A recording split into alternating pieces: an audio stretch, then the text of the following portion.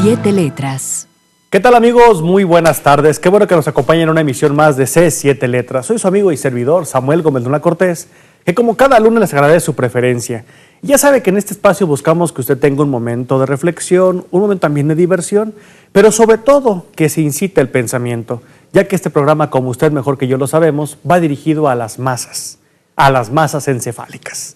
Y en esta ocasión nos acompaña, ya ve, pues no hay presupuesto, tenemos que reciclar a los invitados, ¿verdad? No nos alcanzó para más. En la calle, oiga, joven, pásele por favor. Y como usted está ya escuchándolo, está con nosotros el arquitecto David Zaraco. ¿Qué onda, Davidson? Bienvenido. Gracias, buenas noches. Y hago público porque me está reclamando, cual novia celosa, que si por favor puedo felicitarlo en público, ya ve su modestia, porque obtuvo una mención honorífica en corte y confección, ¿o qué dijimos?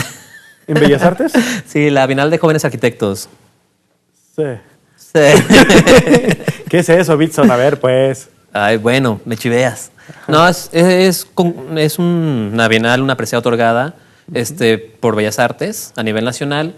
Digo, es la primera ocasión que se realiza, pero a jóvenes arquitectos. Pero bueno. No, digo, no gané medalla de oro, sino mención honorífica. No nos hables entonces. Si no es oro, no puede ser amistad, en cultura y en museografía. Ah, pues felicidades, Bitson. Muchas gracias. Fíjate que por primera vez no voy a negarte como amigo en la calle. Por primera vez, fíjate nada más, ¿eh? Oye, nomás para no dejarme todo el crédito a mí solo, pues agradezco a Cultura del Estado, que fue un proyecto de Cultura del Estado. Guachimontones va a tu escuela, Guachis va a tu escuela, con la arqueóloga Erika. Ah, sí, de Guachimontones, sí, ¿cómo no? Así como no. Entonces ella hizo el guión tal cual y nosotros lo trabajamos en el estudio 314. Ah, bueno, pues un saludo a la doctora Bachey. Pues felicidades porque finalmente es un premio en conjunto, ¿verdad? Sí, sí, claro. A ver, Bitson, a lo que nos truje. Por eso te pagamos tanta pachocha para que estés con nosotros. De aquí a cenar caviar. Mínimo, pero de gallina, porque es lo que nos alcanza. Bitson, muchas veces hemos hablado de los libros que son adaptados al cine. Y muchos casos fueron adaptaciones bastante, no puedo decir malas, porque es un horario familiar. Lo vamos a dejar en pésimas. En pésimas. No, hay algunas que son buenas. No, hay unas que son obras maestras del cine. Pero creo que aquí viene otro comercial platicando con nuestro amigo Quique Vázquez, que tú también lo conoces, pues muchas veces no solamente es la adaptación con el ojo, vamos, del director, sino que es la forma en que se puede representar ese suceso. Y desde que la literatura existe, pues el hombre ha tenido a bien a representarla con diferentes carismas. Y en este caso que estamos hablando del cine, Bitson, ¿con cuál película quisieras empezar, que es el reconocimiento de algún libro? Yo quisiera comenzar con Méliès, con Georges Méliès. Ya murió. Sí, hace rato. Hace un poquito. Hace un poquito. No, bueno, en los principios del cine, el cine mudo, ya ves, con toda esta nueva tecnología y esas ganas de representar, de guardar imágenes en movimiento, pues empezó Georges Méliès a hacer sus cosas fantásticas. Y una película así famosísima de él es El viaje a la luna. Viaje de la Tierra a la Luna. Sí, bueno. Viaje a la Luna, donde hay una escena famosísima que está la luna enojada y le cae un cohete en un ojo, ¿no? En un ojo. Así es. No sé, creo que es de las escenas más representadas. Y quizás de las más famosas en nuestro colectivo en cine. Sí. Después hay una pelea con unos paraguas. No sé si te acuerdas, y nubes de humo y cosas así. Los sabios viajan con chistera, por ejemplo, y sombrero de copa. Claro, ¿cuál debe? Claro. Sí. ¿Acaso hay otra forma de viajar? Estos astronautas nuevos con trajes blancos. ¿Y eso qué es? A ver. Sí. O sea, si uno va a conocer un lugar nuevo, hay que ir de levita. Como debe de ser. Bueno, y cabe mencionar que está basada en Julio Verne y un poquito en H.G. Wells. También tiene unos viajes sobre los primeros hombres en la luna, unos cuentos, demás. Pero sobre todo en Julio Verne, en su De la Tierra a la Luna. Que fíjate, perdón que te interrumpa, Bitson, De la Tierra a la Luna, por ejemplo, tú recordabas en la novela que la mejor forma para llegar al espacio es a través de una bala. ¿Y cómo se va a lanzar la bala? A través de una pistolota. Un pistolonón. ¿No te acuerdas, no? Claro. Está bien padre eso porque era la forma. No, me encanta la concepción de cómo se viajaba en el espacio en ese tiempo, ¿no? Ajá. O sea, estaban en el cohete, no cohete. Sí. Y abren una ventana. Un saludo a los camarógrafos hablando de cohete. Saludos a las personas acá en controles, mis amigos. No, y abren una compuerta y se asoman y dicen, mira qué chiquita está la Tierra. Sí. O sea, como si fuera lo más fácil del mundo abrir una ventana. Claro. O sea, ni siquiera la aeronáutica estaba... Ni siquiera la gravedad, por ejemplo. Claro. Se nota la ausencia cuando van en en esta gran bala. en esta balota.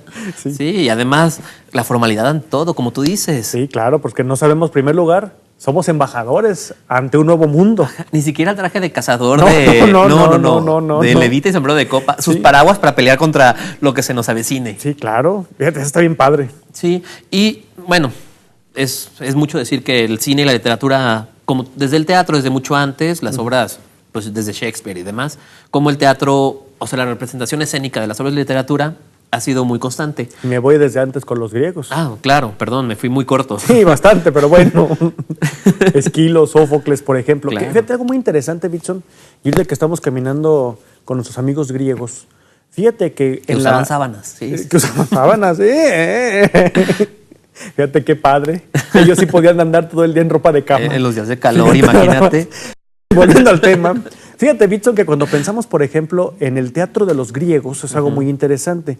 Ellos van a brindarle al teatro en general y va a ser uno de los recursos muy utilizados hasta la fecha. Por ejemplo, en esta composición del teatro griego era naturalmente el drama, la historia que se quisiera presentar en ese momento, pero aparte de ese drama, Bitson, existía, por ejemplo, el coro y el corifeo, sin agraviar el presente. Eso quiere decir que era la voz que iba representando lo que estaba sucediendo, digamos, como que era el que canalizaba las emociones con el público. Es lo que permitía hacer esta conexión. Es algo muy interesante. Pero lo que quería llegar, Bitson, que después los romanos van a utilizar algo del teatro famosísimo, que hasta la fecha lo siguen utilizando, no solamente en series, sino en películas. Y para que veas el cultismo hasta dónde llega. Ándale, asómbrame. Maestro, maestro. Déjeme el ojo cuadrado. Deus ex machina. Pum, la aparición de un elemento externo. La conclusión sería, Dios salido de una máquina, Dios salido de un aparato, Dios saliendo de quién sabe dónde. Eso sería como la traducción. ¿Te fijas cómo bien esas traducciones de latín son muy buenas, Bitson? Sí, sí. Y Buenísimo. esto quiere decir, imagínese usted, en aquella época con los griegos, posiblemente que había un sujeto que estaba pepenado en una soga y que si se soltaba, se mataba. Y no había forma de subir, o sea, tampoco era como que voy a escalar. Valiente oficio el del dramoyista, ¿no? Muy valiente. Entonces, ni modo que toda la obra quedara 2 horas el cuate parado. ¿Qué pasó? ¿Se va a aventar? ¿Va a escalar? ¿Qué va a hacer? Y cuando aparentemente no había una salida, aparecía la mano de Dios. Me puedo imaginarme una mano mecánica como de garra. Y ya lo ponía en el lugar, y hasta le ¿Dónde daba debe sus estar? zapes en la cabecita y ya. Claro. Quedaba solventado el asunto. Y esto hasta la fecha se utiliza en muchas series. Por ejemplo, tú recordarás en una película que también está basada en un libro, que El Señor de los Anillos, cuando están a punto de librar una de las batallas. Ya ves que casi ni pelean en El Señor de los Anillos. No, son bien pacifistas. Sí, hay como 1 o 2 batallas nada más. Están a punto de perder y se ve en el horizonte El ejército. que llega el ejército en el momento preciso. Claro. Deus ex machina. ¿Qué otra obra, Bitson? Bueno, estamos hablando un poquito del cine en sus primeras épocas y no puedo evitar decir Nosferatus. ¿Te acuerdas esa Asústame, Panteón. Asústame, Panteón. Sí. Está, o sea, tal cual está basada en Drácula, pero no le pudieron poner Drácula porque todavía estaba viva la viuda de Bram Stoker. Bram Stoker. Entonces, si le ponían Drácula, bueno, de todos modos los demandó. Y creo que ganó la demanda. Qué bueno. Pero bueno, no le pusieron Drácula, le pusieron Nosferatus y la historia varía un poquito. Pero sí recordamos a ese Drácula pelón de colmillos afilados que dice la leyenda que en realidad era un vampiro. No sé si has oído Sí. algo de eso. Pero bueno, entonces era cine mudo, expresionista y demás, y ya estaba basándose en estas novelas clásicas. O sea que en esa época, Bitson, el concepto del vampiro no tenía su peinado de invertido. Era hasta Hablando calvo, de, pues, de la nueva película de, Sí, claro. de Drácula de los 90. Sí, no tenía el peinado invertido, ¿verdad? No. Era un personaje, pues hasta cierto No punto. tenía pelo, qué varonil. Ah, sí. Continúa. Se hicieron, de Drácula hay miles de películas en la historia del cine, miles. A ver, mencióname 994. A ver. Bueno, hay cientos. No sé, esto- Bueno, hay 2, pues. hay un Blácula en los 70s. Ah, es cierto. No es la he cierto. visto, ni pienso verla, pero hay que anotarla. Sí, donde es un vampiro, digo, afroamericano, con sus patillotas. ¿Y tiene soul? Yo creo que sí. Yo también creo si que no sí. lo tuviera, qué pérdida de tiempo. Pues sí. Bueno, Tarzán, por ejemplo, Rey de los Monos. La versión de Tintán, muy buena. Ah, sí, es cierto. basada libremente en las novelas de Tarzán. Una adaptación Muy libre. a la mexicana, pero muy libre, ¿eh?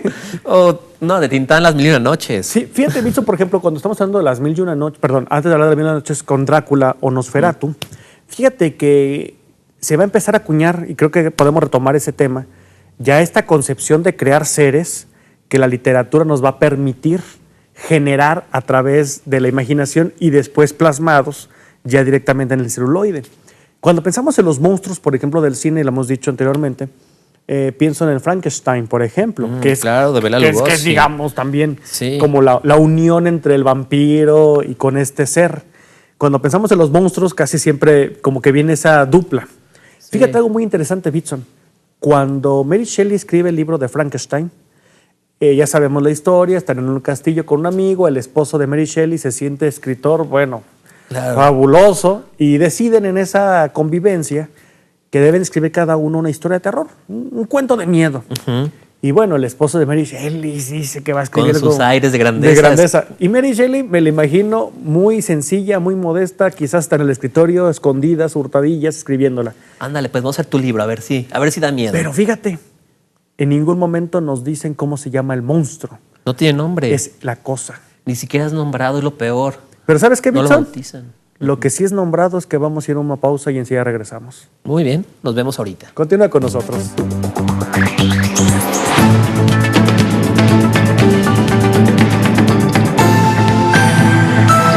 C7 Letras. Y no está viendo usted un homenaje al Dr. Brown. Simple y sencillamente es que creo que a Bitson se le perdió la playa.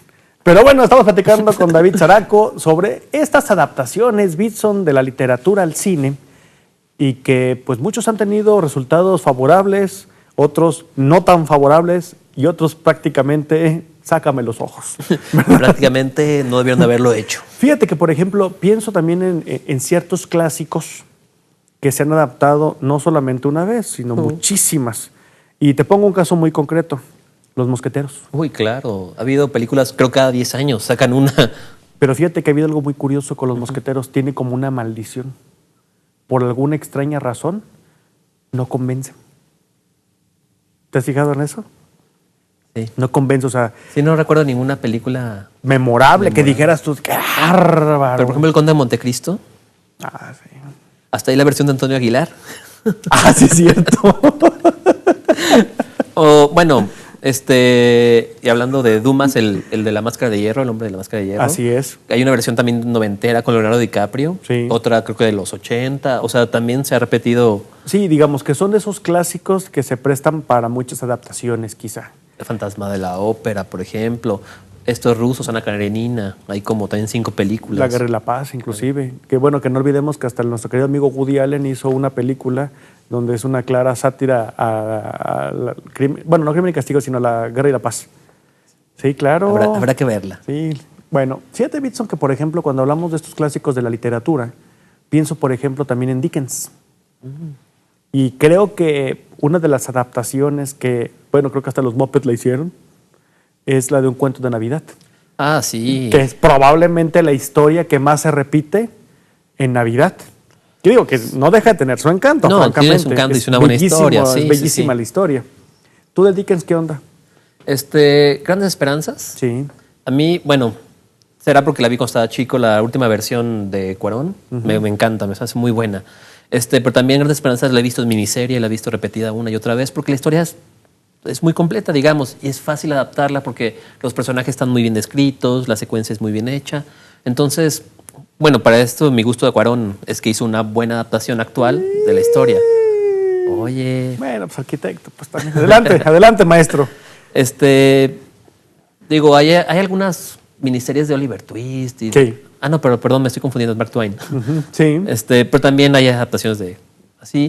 O sea, hasta Jane Austen ha tenido varias películas y últimamente con Orgullo y Prejuicio se ha hecho como otra renovación de la escritora. De hecho, inclusive hay una, vamos, se puede considerar como una especie de homenaje, muy debatible si ustedes lo gustan, donde habla sobre Orgullo y Prejuicio zombie, por ejemplo. O sea, este tipo de parafernalia que ha suscitado esto del despertar de los muertos o los muertos vivientes. Claro, pues. y The Walking Dead y todo eso. Que ¿no? fíjate que yo no estoy muy tranquilo, Bitson. No nos podemos levantar de la cama. ¿Tú crees que nos vamos a levantar de la tumba? No, creo que no vamos a vivir un apocalipsis zombie. Fíjate que, por ejemplo, de Charles Dickens, algo que vale la pena precisar es que hay una teoría, no la hemos podido comprobar, difícilmente se comprobará, que aparentemente Carlos Marx había leído alguna de las obras. Y lo cual puede ser, porque si tú te fijas, las obras de Dickens, al margen de que presentan mucho la cruda realidad humana, al menos en ese Londres, en esa Inglaterra, sí habla David mucho sobre, Copperfield. sobre este conflicto entre, por ejemplo, el proletariado y los burgueses. Quizás no un conflicto directo como porque ustedes sí, nosotros no, pero sí es muy claro las desigualdades sociales. Y es como un gran análisis del alma. David Copperfield es muy buen ejemplo. Era buen mago, ¿verdad? Ah, ese es otro, perdón. Desapareció Kela, Estatua de Libertad. ¿no? Estatua de Libertad, sí. No, pero sí es muy claro ejemplo porque se ve la clase baja de los niños que son ladrones y que no tienen aspiraciones a algo más. Y en cambio el burgués, muy arriba, que lo ve. Escuela de ladrones, por ejemplo. ¿Te fijas también de alguna forma esta conexión con el cine nacional? Sí, claro, no puedo dejar de pensar en Tintán. ¿Qué otra, Bitson? Es que de clásicos, digamos, de cine en blanco y negro, hay muchísimas adaptaciones, digo, actual. Yo podría decir que gran parte de las películas que se producen están basadas en novelas. Sí. Y si ya nos vamos como a los grandes maestros del cine, o sea, no podemos dejar de decir Kubrick. O sea, La Naranja Mecánica está basada en una novela. Claro. Y la novela fue fue muy innovadora en su tiempo y fue muy revolucionaria, pero también la película. O Sí. sea, ahí sí que puedo decir que es una obra maestra, tanto una como la otra. ¿Sí la consideras así? Sí. Podemos hablar, por ejemplo, de Trainspotting, que también no he leído la novela y me hace falta leerla.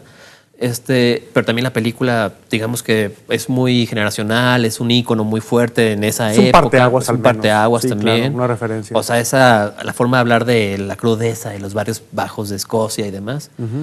Bueno, volviendo a Kubrick, pues tiene varias. La misma Odisea en el espacio está basada en una novela. Odisea 2001.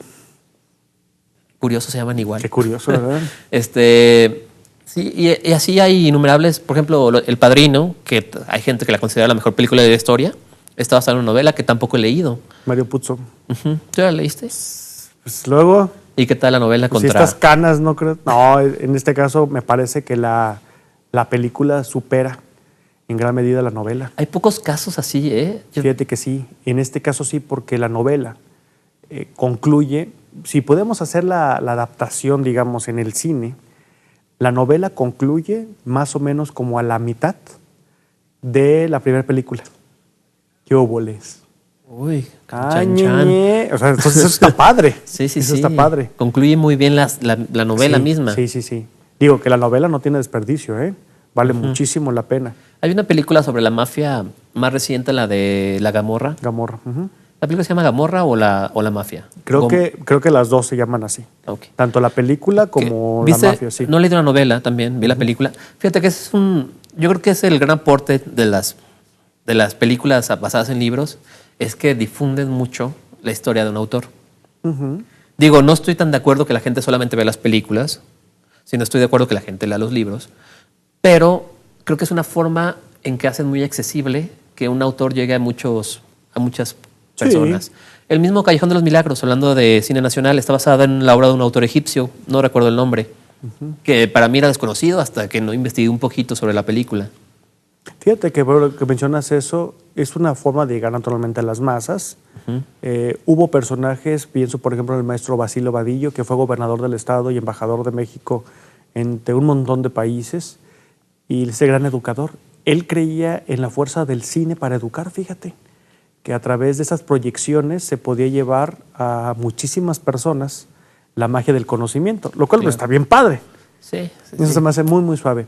Y ahorita que estábamos hablando, Bitson, por ejemplo, de esos autores, te apuesto que hay una obra que a lo mejor tú no has leído, quiero pensar que sí, pero sí la conoces. Hamlet. Ay. Obvio. ¿El Rey León? Perdón. ¡Claro! Sí, obviamente, se le aparece el fantasma de su padre. Cuando uno, por ejemplo, ve la película del Rey León, exactamente, te das cuenta que no es más que la historia de Hamlet, ¿eh? Sí, claro. Yo vi primero la película porque la vi, estaba en la primaria. Entonces, Cuando la vi me encantó. Tenía la edad. Después leí Hamlet años después y dije, me suena, como que esto ya lo he visto. Venga mi muerte. Claro, o sea, el espíritu del padre apareciéndosele. Sí, claro. Pero aparte, bueno, prefiero Hamlet que el Rey León. Bueno, naturalmente, pero es una forma también para reconocer. Sí. Y, por ejemplo, muchas de las caricaturas también están sustentadas en eso. Pienso, por ejemplo, en la obra de Rudyard Kipling, el libro de las Tierras Vírgenes, que se va a traducir popularmente como el libro de la selva. Fíjate que a Kipling le tengo mucha estima. Digo, fui scout toda mi vida, soy scout, dicen que toda la vida. Y parte de la literatura obligada era leer a Kipling en... ¿Ah, sí? Sí, es que la edad de los más pequeños está basada en el libro de la selva, bueno, en el libro de las Tierras Vírgenes, Sí, sí. en los primeros capítulos, porque después se torna más agresiva. Sí. Entonces yo de niño veía la película, después leí el libro un poco más grande y se me hizo, o sea, ahí sí Disney abrió demasiado la brecha entre uno y otro. Claro. O sea, para mí en la novela el elefante es un personaje súper importante. Sí, hasta cierto punto es un eje. El elefante es el rey de la selva en realidad. ¿Quién le puede hacer algo a un elefante? Nadie. Pero a su vez respeta a todos. Sí. Entonces, cuando ves la figura del elefante como creador, que con sus colmillos hacía los ríos, o sea, tú ves al elefante como un ser muy fuerte y muy... Quizás arriba, está divino. hasta un poco divino. En cambio lo ves en la de Disney y es un general bobo, muy divertido. Terco. Ajá, pero no es nada más que eso. Sí, por ejemplo, piensa en la célebre, también, bueno, doblaje que hizo Tintán, para variar, ¿verdad? Donde canta, por ejemplo, Balú, que es un oso que canta. Sí, nada más que en el libro es el oso guardián de la ley, nos canta la ley. Claro. O sea, es el que está repitiendo constantemente. Claro, es un oso sabio. Sí, son las normas. Eso es muy interesante porque esas adaptaciones también van a permitir, pues, abrir el sendero. Colmillo Blanco. Colmillo Blanco. Esa fue de las primeras obras que leí cuando la maestra de primaria nos obligaba a leer. Entonces dije, tengo que leer. La maestra no quería que leyéramos clásicos, pero en mi casa solamente había clásicos. Entonces No dije, seas mentiroso. bueno, No seas mentiroso, Bitso. Yo, ay, sí, ya te agarramos en mentira, ¿eh? Ya hubo chanchullo. bueno, en mi casa había muchos clásicos. Ah, bueno. Ah, bueno. Entonces yo no quería gastar o no tenía dinero para gastar en una novela nueva cuando tenía ahí una serie de Sí. libros en mi casa. Entonces agarré Colmillo Blanco, le Y en pegué. literatura, pues, garantizada. Claro, y todavía le tengo miedo a la mordida de aquel perro que mata a Colmillo Blanco. No me acuerdo ya de la raza, pero todavía veo una imagen de esa raza de animal y todavía le tengo pavor, porque claro. te muerde y no te suelta. Y la película, salió una película por ahí del 90, muy mala. ¿Sí? Fue muy triste porque yo tengo buena estima esa novela, tengo como buenos recuerdos. Vi la película y metieron personajes que no había, es un melodrama barato sobre o sea, sí hay un amor entre el dueño y el perro, pero no es así en la novela, es diferente. Es más la historia de Colmillo Blanco, un perro mestizo. También, por ejemplo, La Isla del Tesoro. Otra muy buena, sin duda alguna, Bitson, es cuando pensamos en Stevenson, en aquel maravilloso libro del Dr. Jekyll y Mr. Hyde. Uy. Pero si me lo permites, bicho, vamos a ir a una pausa y usted continúa con nosotros.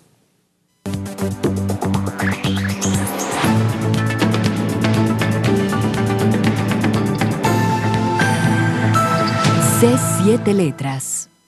Gracias que continúa con nosotros. Seguimos platicando con Bitson Zaraco sobre estas películas, estos libros, pues, que van a ser llevados después a la pantalla grande. Fíjate que mencionabas algo de que cuando viste Colmillo Blanco no sentiste esa empatía, quizás. Y es que en gran medida, Bitson, cuando uno lee, uno es responsable de generar su propia película. Entonces uno pone a sus personajes de X, Y o Z manera. Y a mí me ocurrió algo, por ejemplo, con una película que no es precisamente de las mejores, pero me gusta. La Liga Extraordinaria. Me gusta. ¿Por qué? Porque mezcla o pone en el mismo escenario pues a todos estos personajes superhombres, creo que podemos decir esa palabra, que en ese momento dialogaban en la literatura. Por ejemplo, nos damos cuenta que está una vampiresa, que es una clara referencia naturalmente a Bram Stoker. Existe, por ejemplo, el Dr. Jekyll y Mr. Hyde, este personaje increíble, que inclusive hasta la Warner Bros. Tiene una muy buena de Piolín. De Piolín. Esa es buenísima. Creo que es la mejor adaptación, que se hace monstruoso. Y este ser que, vamos, pues quizás sea como el antecedente de un Hulk, hasta cierto punto. Sí. hasta cierto Sí, punto, bajo claro. ciertas condiciones, No, yo sale sí- de sus Yo diría que es un cabales. antecedente muy claro, una referencia muy Como el literal. antecedente, sin duda alguna, del Frankenstein, pues es el golem. Claro. Digo, Es un golem, es un Frankenstein. golem tal Está cual. hecho. Sí, Sí. nada más que el golem pues tiene unas implicaciones hasta cierto punto esotéricas. También hay una película de golem muda, pero ¿Sí? no está tal cual basada en la novela, sino en la historia, De la Gustav leyenda. del golem. Meinrich. Esa película de la Liga Extraordinaria tiene un problema que de ahí la decadencia de Sean Connery empezó. ¿Sabías? Sí. Creo que de ahí se retiró porque la película tuvo muy mala acogida y se cayó su carrera, digámoslo así. Creo que a Sean Connery le ofrecieron el papel de Gandalf y no quiso, ¿Ah, sí? porque no entendió la novela. Bueno, también hay que decirlo. Se decía que, por ejemplo, Octavio Paz, se decía que Octavio Paz en su momento no logró comprender del todo al Pedro Páramo. ¿Quién sabe? Es una aseveración fuerte.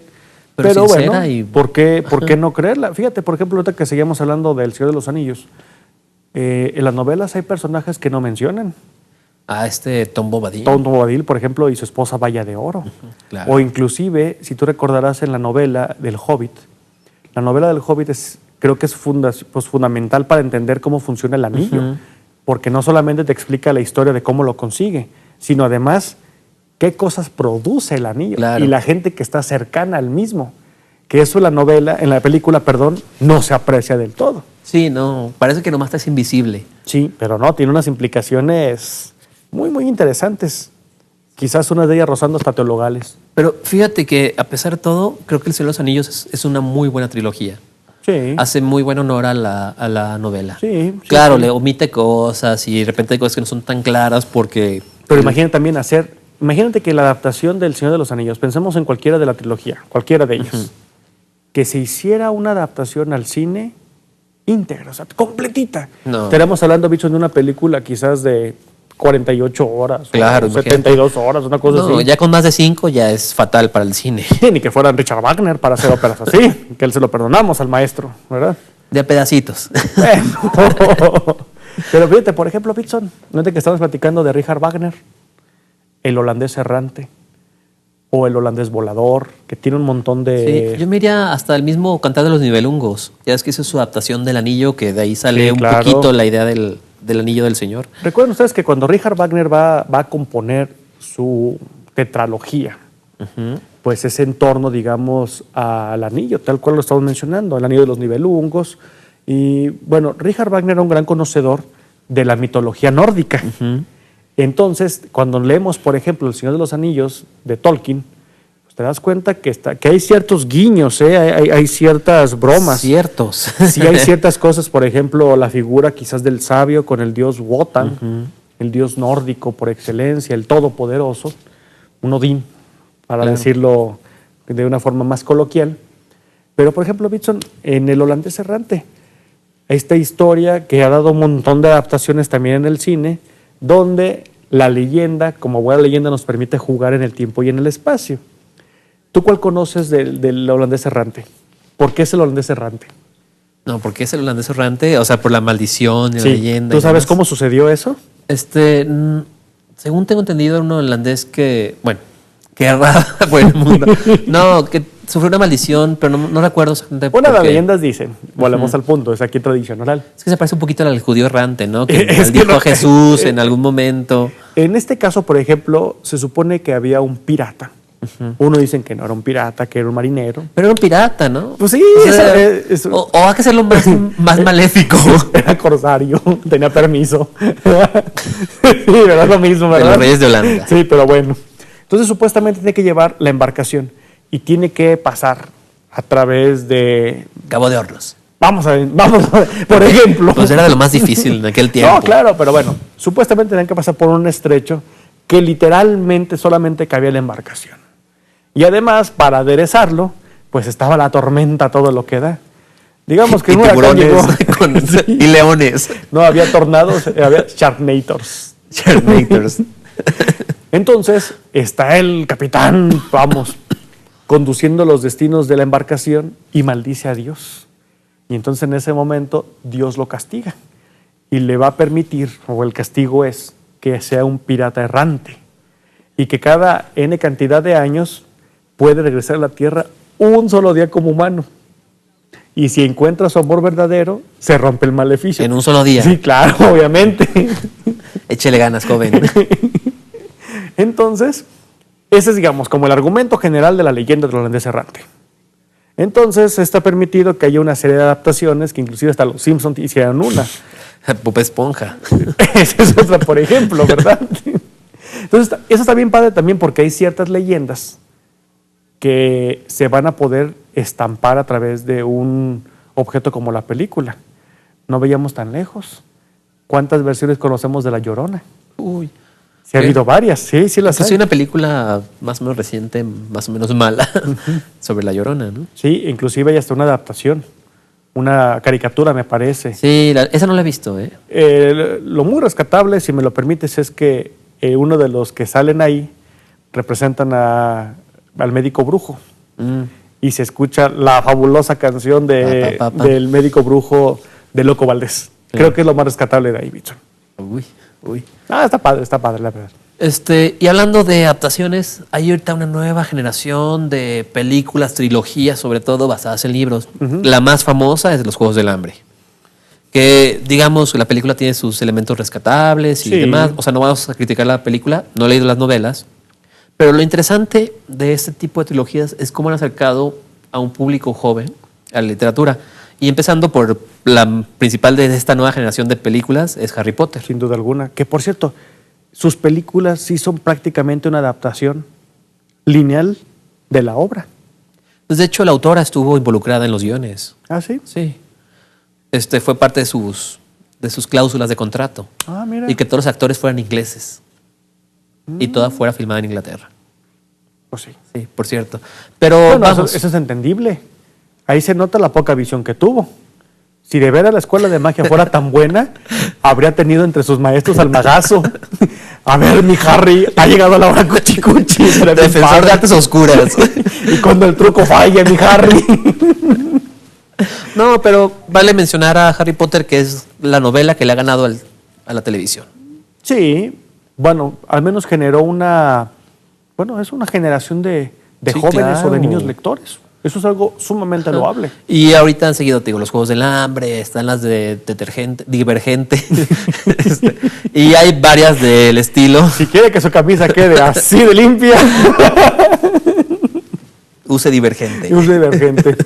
Sí, pero eso también sirve, Bitson, porque va a generar un acercamiento. Aquí lo interesante es que eso debe de motivar para que se regrese a las raíces del libro. Porque, tan sencillo, ¿tú conoces alguna película basada en los fabulosos cuentos Crónicas Marcianas?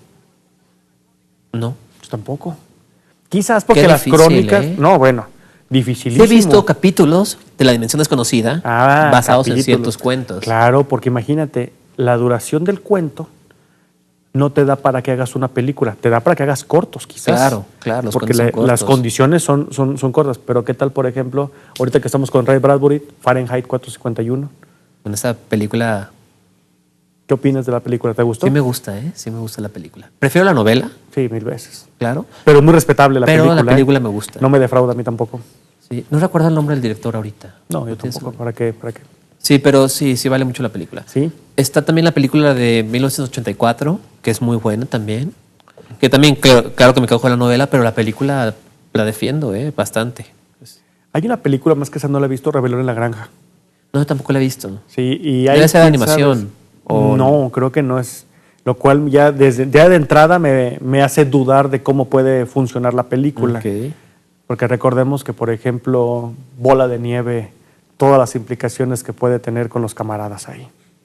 Bitson, vamos a ir a una pausa, pero antes de que vayamos al corte, películas mexicanas que hayan adaptado obras quizás de la literatura universal. No me respondas. Ok.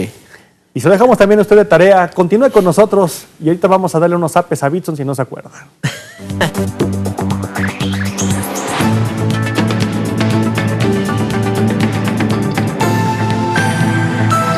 C7 Letras. Y estamos en el último bloque. Gracias a Dios que ya se va a terminar porque ya me enfadó David.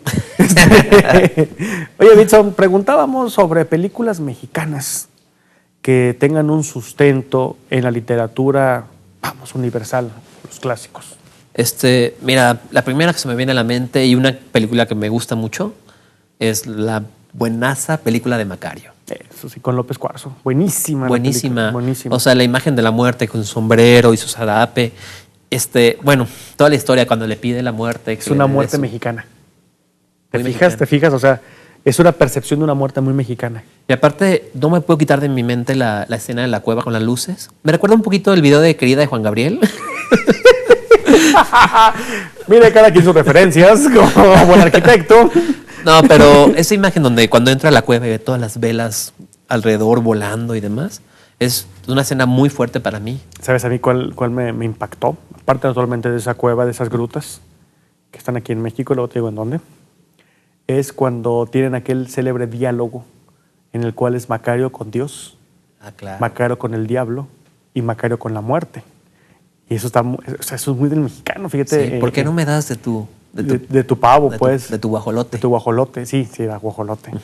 ¿Y en qué está sustentada esta película, bicho? Está basada en una novela de Bruno Traven, Ujú. que se llama Macario, tal cual. Pero yo a su vez la remito un poco atrás a los hermanos Grimm. Hay un cuento... ¿Unos cuántos años nada unos más? ¿Cuántos? Como 100. A un cuento que está en las... Bueno, yo lo leí en la edición de Porrúa, que se llama El ahijado de la muerte. Sí. Yo también creo que se sustentó en esa historia y es creíble porque probablemente para ese momento, quizás, y esto nada más lo digo de una forma aventurada sin tener ninguna otra evidencia, probablemente Bruno Traven o B. Traven, que tampoco tenemos mucha certeza de que fuera Bruno, pero B. Traven, decían que venía de Alemania. Entonces probablemente era parte de un cuento del folclore alemán. Por ejemplo, los cuentos de los hermanos Grimm o de Hans Christian Andersen.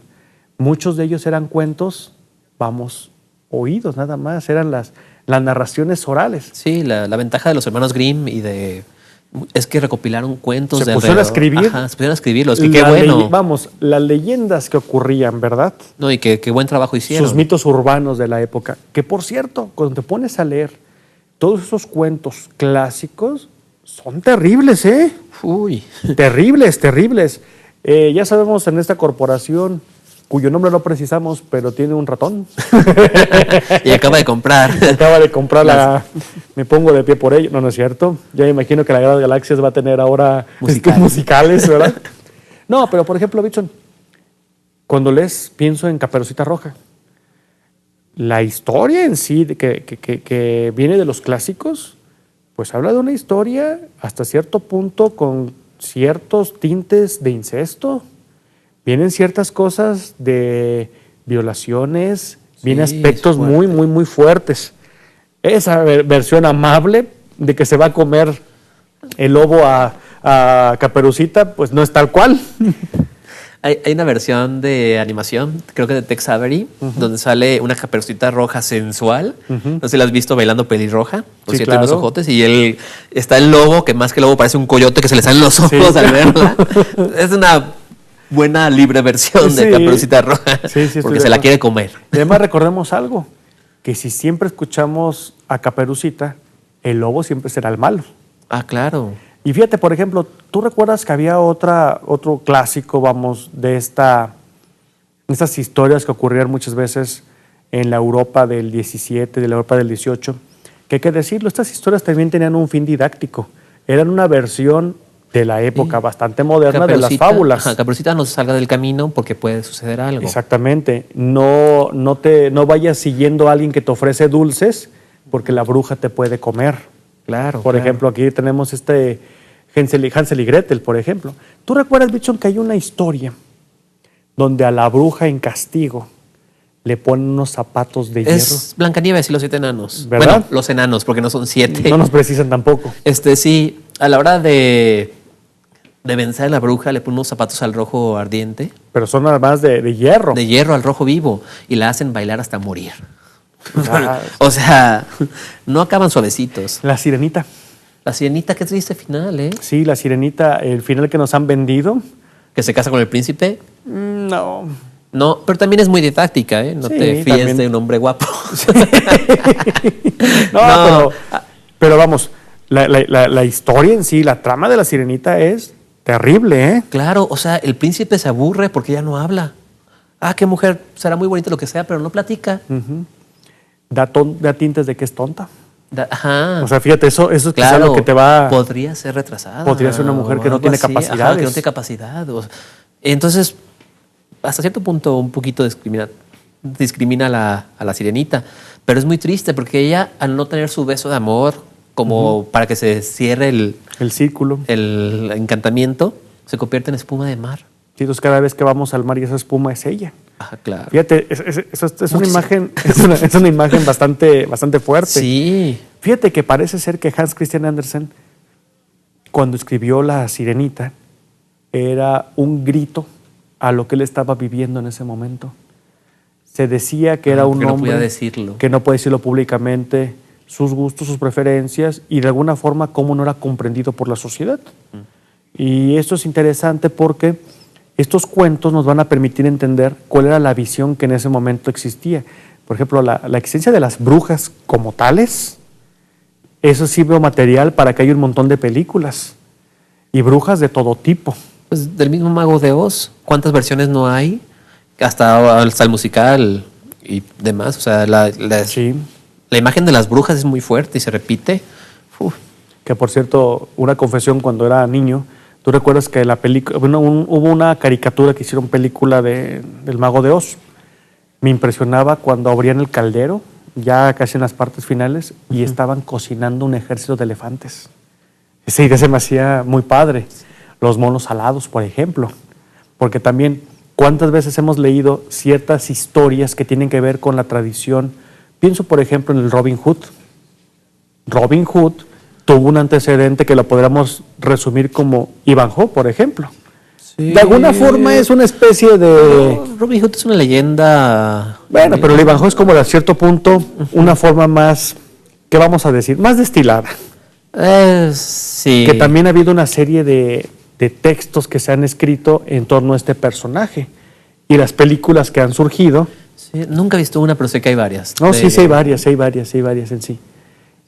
No, por ejemplo, de Robin Hood o de La Espada en la Piedra. O sea, hablando del Rey Arturo.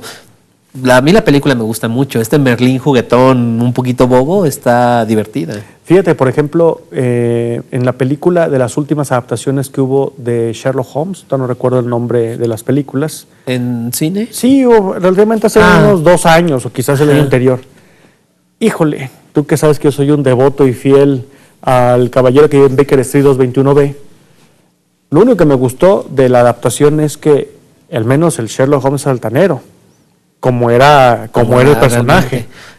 Fíjate, hablando de ese tema del cine y la literatura, el retrato, o sea, la imagen de Sherlock Holmes que tenemos ahora, al igual que la de Drácula, es gracias al cine, no gracias a la novela. Exactamente, porque, por ejemplo, todo el mundo cuando piensa en esta imagen del Sherlock Holmes con su pipa Calabash, por ejemplo, una pipa grande, en la novela nunca nos precisan ¿Qué pipa es? qué tipo de pipa es. Claro. La gorra...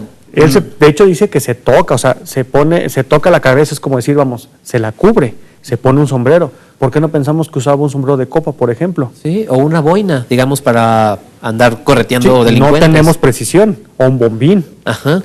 Sin embargo, la Deer Hunter es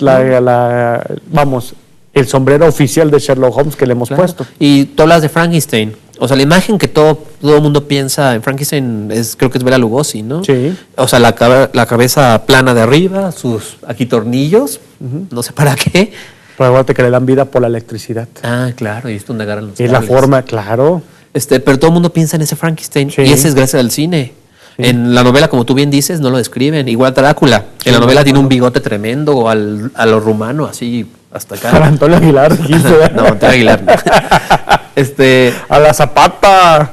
Y la imagen que nosotros tenemos de un Drácula con capa, vestido de De smoking, de smoking, gala. inclusive a veces hasta con unos listones Con decoraciones. con decoraciones, claro.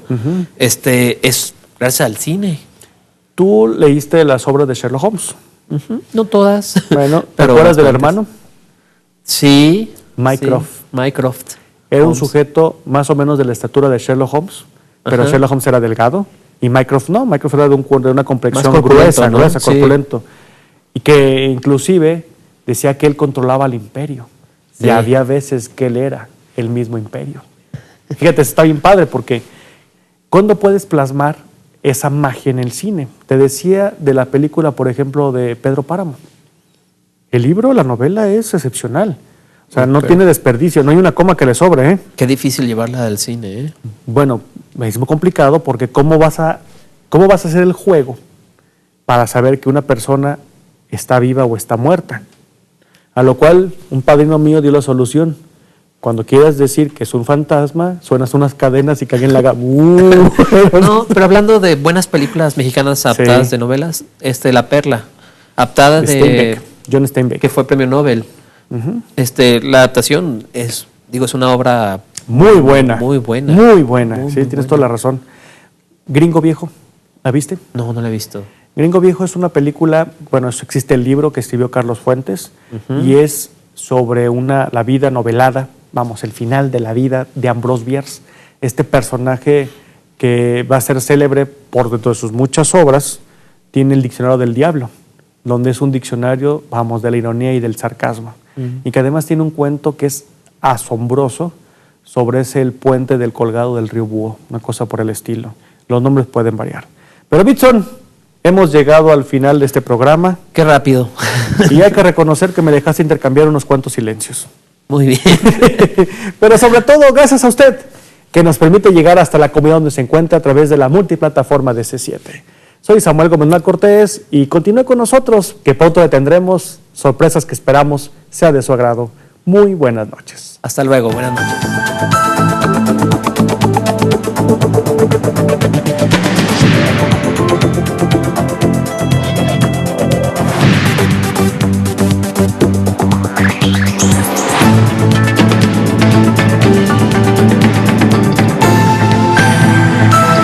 C7 Letras.